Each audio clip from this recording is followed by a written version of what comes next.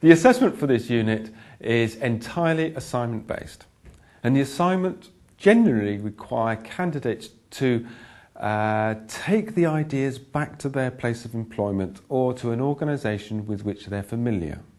In other words, I want candidates to take the basic ideas and apply them back in the workplace, and to understand how well the organisation actually does whatever it is, let's say internal communications, understand how good it is at the moment, and apply a few ideas and determine how it could be improved.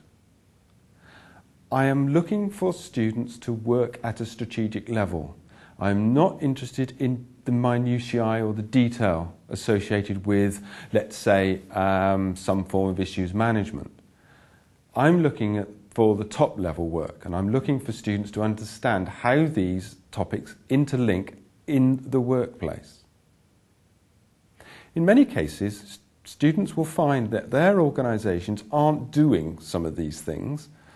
Okay, this is an opportunity to actually help them put some of these new ideas into practice. The assessment will consist of one core question and a choice of one from 3 others. The core question will usually, not always, usually consist of or require students to write a report. The other questions will take a different format. Some questions will require candidates to write a white paper, or even write an article for publication in a trade magazine or trade journal. Not an academic journal, a trade journal. Now I can imagine some of you thinking, well, how are we going to do that? We don't know anything about that. This is beyond us. It's not. There are guides on white papers, writing case studies and what to do. This is all going to be made available to you on the website and in paper format.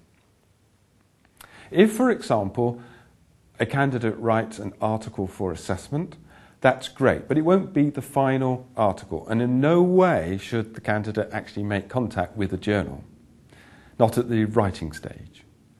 Once the assignment has been marked, it may be that there is an opportunity to polish it, probably shorten it, and then submit it to a trade